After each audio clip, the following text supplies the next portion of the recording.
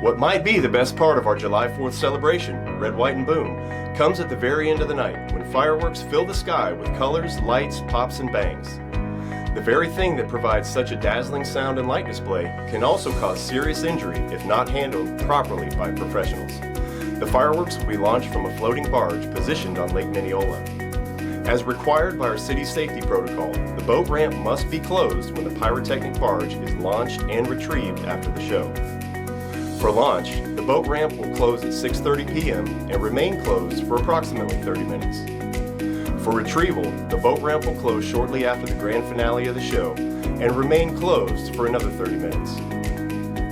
During these times, no boats will be allowed to enter or exit the ramp. We will reopen the ramp as soon as safely possible, but we need your help to respect the danger and follow these rules.